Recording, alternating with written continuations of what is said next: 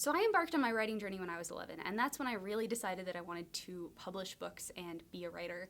And I spent the past 11 years experimenting, trying new things, growing as a writer, and learning as much as I can about getting better as a writer. So in this video, I'm going to share with you my top 10 tips for things that actually helped me make my writing better. You are going to walk away from this video with some concrete things that you can try to see if they also help you become a better writer. The following 10 things are the things that helped me the most. But before we get into the video, I need you to hit that like button and subscribe to my channel. My name is Claire Fraze, and I'm an award-winning young adult author who makes videos talking about the writing tips and actionable things that I've learned that helped me make my writing better. If you are new to this channel, welcome. Hello, I'm so happy that you're here. And if you are a returning subscriber, welcome. Hello, I'm also so glad that you're here. Without further ado, let's get into the tips. Make sure that you stay watching all the way until the end of the video because I saved my best tip for the very last. The first thing I learned that helped me more than anything else is end your first chapter with your inciting incident. What is an inciting incident?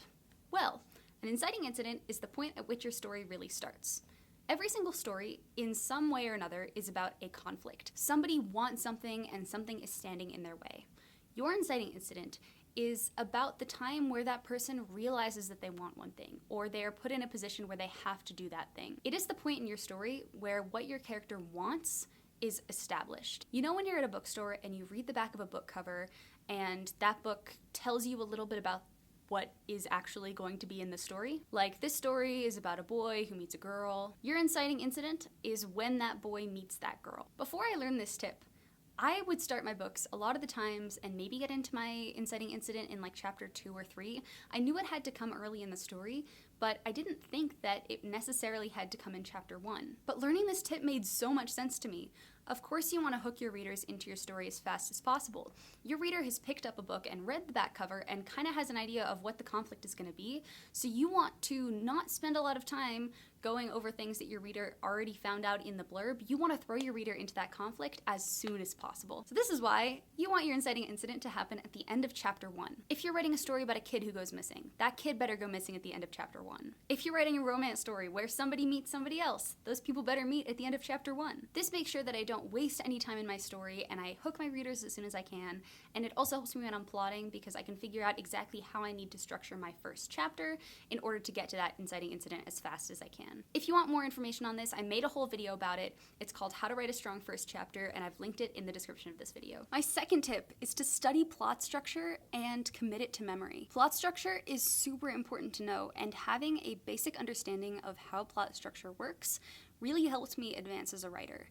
I find, honestly, that when you're trying to think of a bunch of writing tips as you're trying to write and you're trying to constantly actively think about your dialogue and your character arcs and a bunch of different stuff, it can feel like information overwhelm, and I don't actually feel myself improving as a writer until I'm able to make them habit or just commit them to my subconscious and just allow me to do them anyway. I didn't say that really right, but I find that you need to practice them enough that they become habit and that you're not consciously thinking about them before they actually end up helping you and making your writing better. So understanding and studying plot structure will give you a very good understanding of how stories are typically structured. So when you're writing, even if you're pantsing and you don't like to outline, you will start to kind of intrinsically have an idea of which way the story has to turn at different points of the story in order to make it compelling and have proper rising action into your climax. I also learned that scenes are almost a smaller version of an entire plot structure. So you know in your plot structure you have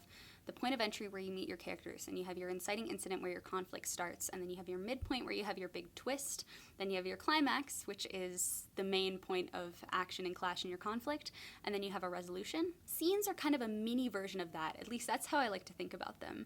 So when I think about scenes, I always have to have a character that wants something, I have to have a goal, I have to have an idea of something that's going to change in that chapter, which is going to be the midpoint, the kind of twist, and then I'm going to have some sort of main conflict and resolution over the course of that chapter. I don't plot out all of my scenes the same way that I do my books, but once I started committing this plot structure to memory, my scenes also started to have these kind of beats in them, which I think made them more cohesive and interesting to write because I never had a scene in the books that didn't have to be there to advance the plot. When I was writing my scenes, I would always ask myself, what is the scene going to accomplish, what is going to change, and what does the character want? And if I couldn't answer those questions, it told me that that scene didn't really have to be there. So studying this plot structure and committing it to memory really helped me advance as a writer, because it allowed me to keep this tension going throughout my books without having to constantly think about it or do a ton of outlining beforehand. The third tip I have for you, and this is actually something that somebody told me, is that the 3 things that you absolutely need to succeed as a writer are persistence, a willingness to experiment, and the ability to learn from failure. It doesn't matter if you believe you are naturally talented as a writer or not. At the end of the day, that is not going to determine your success. If you are naturally talented, that's great, but you can't succeed unless you are able to be persistent with your writing. Writing is not always easy. Sometimes writing is really hard, and if you want to be able to finish your book, you need to be able to show up for your writing and show up for your story even on days where that writing is really hard. You can't let little setbacks or days where you really feel overwhelmed or upset with your perceived ability as a writer and you're just really hard on yourself, you can't let that keep you from finishing your book. The people who are going to be successful and publish books, maybe multiple series, are the people who don't give up on their writing, not the people who are born naturally talented at writing. You also need an openness and a willingness to experiment with different things. Creating your own unique writing process can take a lot of time and a lot of effort, and there is no one way to write and become a writer. So because everybody is so individual, you need to be able to experiment and try different things that work for different people to see whether or not they're going to work for you. You need to have this open mind in order to be receptive to things that people are telling you and be proactive enough to be able to implement that and see if that works best for you. This is how you're going to build a writing process and start getting comfortable with writing books.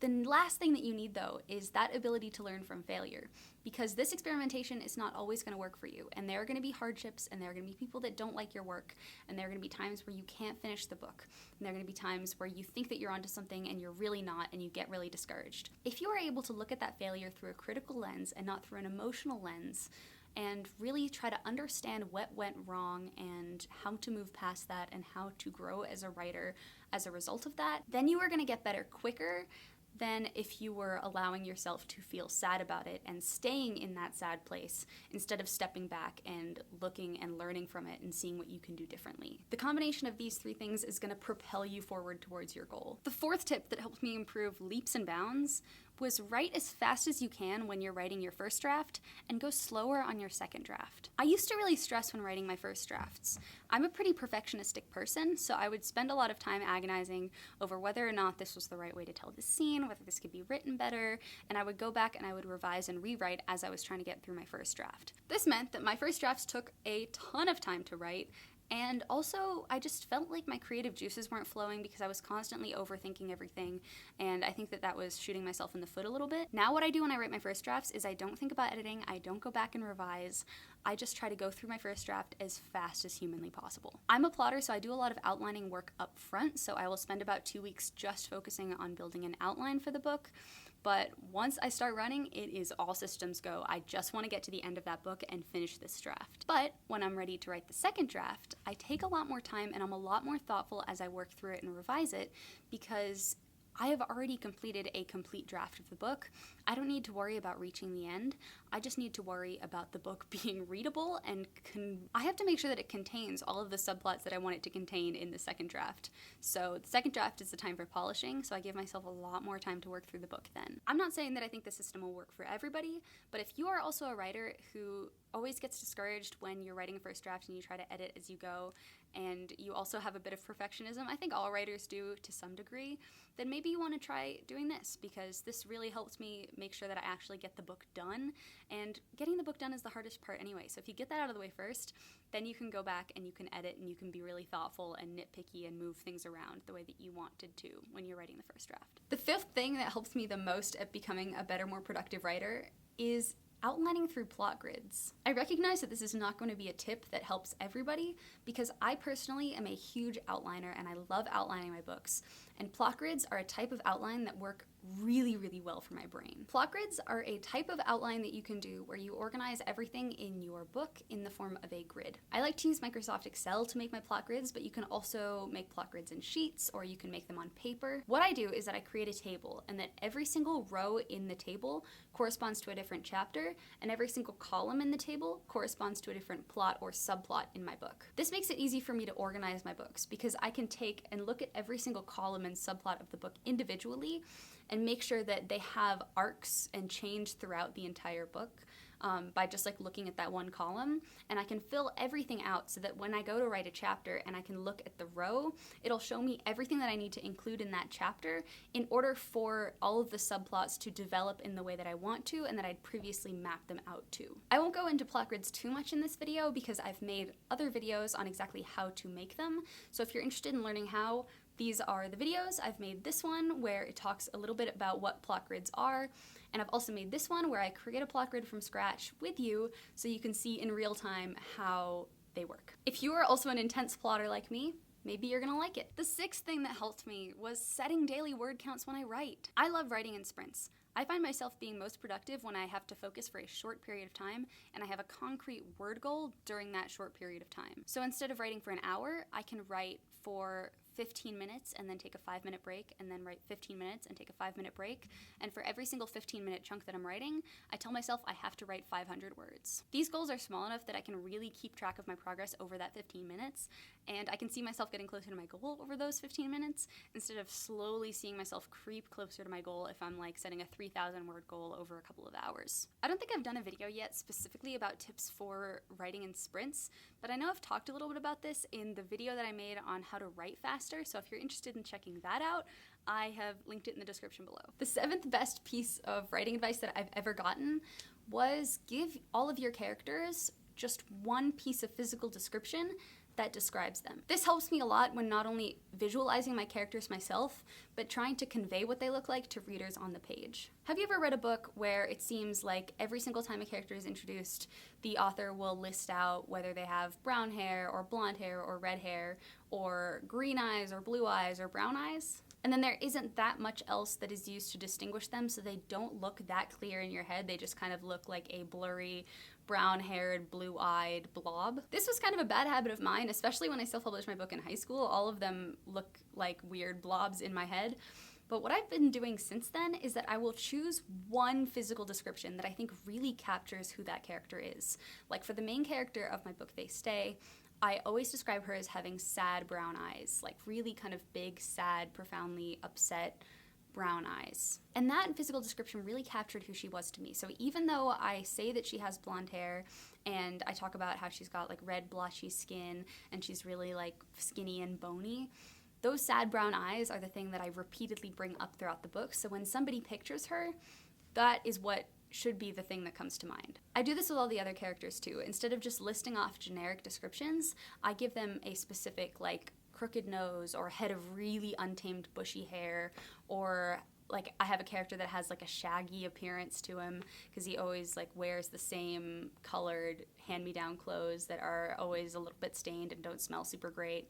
And because I repeatedly use these descriptions, I hope that it gives readers a better idea of what the character looks like and it makes them a little bit more memorable. It also allows me to give them a description that connects to who they are as characters, which is pretty cool. The eighth thing that really helped me was writing character monologues to establish character voice. Character voice is a really tricky thing.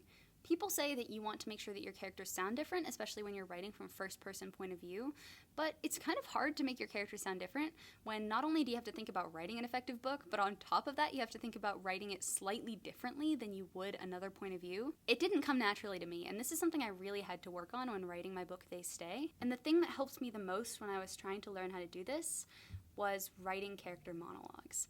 I would sit down and I would choose a topic and I'd choose a character and I'd write it from the first person point of view of that character about that topic. So when I was trying to nail my main character's voice, I had her ramble about her little brother and something that they did together that day that was really fun, and that started to kind of get me accustomed to the way that she would naturally speak.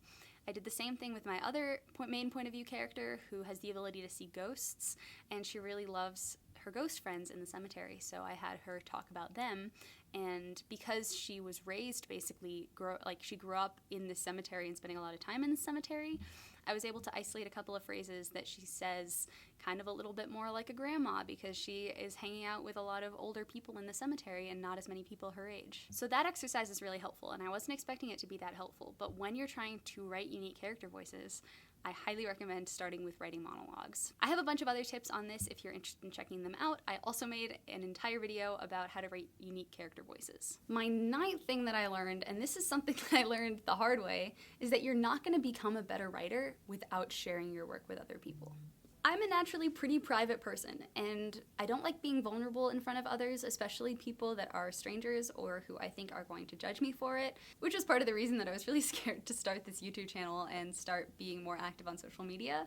But I have found that participating in writing groups and getting feedback from other people has helped me grow as a writer in leaps and bounds. It's really scary because especially in your writing, you're sharing a part of yourself, you're sharing something that you've worked really hard on that you're afraid other people aren't going to think is good. But especially if you can find writers who are better than you to read and critique your work, they are going to help you just this amazing, immeasurable amount because they'll be able to point out things that you do in your work that you might not necessarily think that you do, and that is going to help you grow. This also kind of comes back to what I was talking about before, the ability to look at failure critically and not emotionally. So if somebody who is a better writer than you says that, maybe you have an issue with your dialogue sounding stiff, instead of getting really emotional about that, like I used to do, I had to teach myself how to look at that critically and say, oh, well, this person thinks that my dialogue sounds a little bit too stiff. I've been hearing that from multiple people, not just that one person, so maybe it's a pattern. So maybe I should spend some time learning how to loosen up when I'm writing dialogue. Then I would spend a lot of time really focusing on that thing, and then I would get better at it, and that's something I wouldn't have known that I was doing if that person hadn't pointed that out to me. The tip that I shared earlier about starting your first chapter with your inciting incident at the end came from one of the members of my critique group. If I hadn't joined that critique group and I hadn't been sharing my work with them, they wouldn't have told me that and I wouldn't have learned that, and now that's something that I do in all of my books, and it's a really important part of my whole plotting process. So even though it's scary, and I know it's really scary, I highly encourage you to go join a critique group or take a creative writing class or find some other people who also like to write and ask if they'll read your work. Even though it's scary, I promise it's going to help you so much and open your eyes to things that you might do in your writing that you don't realize, and open the doors to you getting better at your writing. And I'll let you in on a little secret that the negative feedback that you get when you share your writing is way more helpful than the positive feedback, even though it does suck to get sometimes. And my last tip, and this is the most important tip I can give you, is that if you don't love your work, other people won't either. Your writing should make you feel giddy. You should love reading your writing. You should love reading your story. Something about it needs to ignite something inside of you, because if it's not having that effect on you, it's probably not having that effect on your readers either. Now be careful, because I know in the middle of editing, there is really no joy that is going to be found in your work. It is going to be a pain in the butt. It is going to make you exhausted. You're not going to want to have to think about it. It's going to feel like work to get that to a place where it's really a lot better than the first draft. But you have to make sure that when you're reading it back, and when you think about it, and when you're daydreaming about it, and you're thinking about the sequel, if there is a sequel, you want to make sure that you feel excited, because if you don't feel excited, then other people won't feel excited either. And this is a great way to gauge whether or not your story idea is going to resonate with a lot of people. Also, if you don't love your story and you're not excited about it, there's not much point in writing it. Writing is a great, fun, amazing, magical process, even though it's hard sometimes. And you have to love it if you want to do it, because otherwise there's really no point in doing it, because you're just putting yourself through a lot of hard work. So make sure the first, most important reader that you are pleasing when you're writing your book is yourself. So thank you all so much for watching this video on the 10 tips that helped me grow as a writer the most. I hope you enjoyed the video. If you did, please don't forget to hit that like button and subscribe to my channel for more videos like this coming at you every week. And also, don't forget to pre-order my book. I have a book coming out in 3 weeks, and I'm super excited about it. Actually, probably 2 weeks by the time that this video goes live.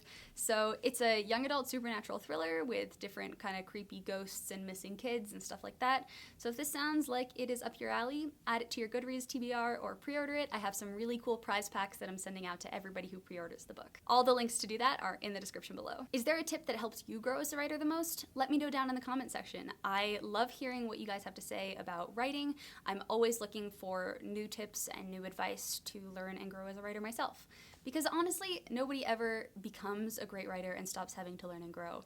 Writing is an organic thing. There's no such thing as a really good writer and a really bad writer. Everything is subjective. What people like to read is subjective. So there's just such thing as you getting better in your own eyes and being able to tell the stories you want to tell in the most effective way possible. I hope you have a good week, everyone. And as always, happy writing.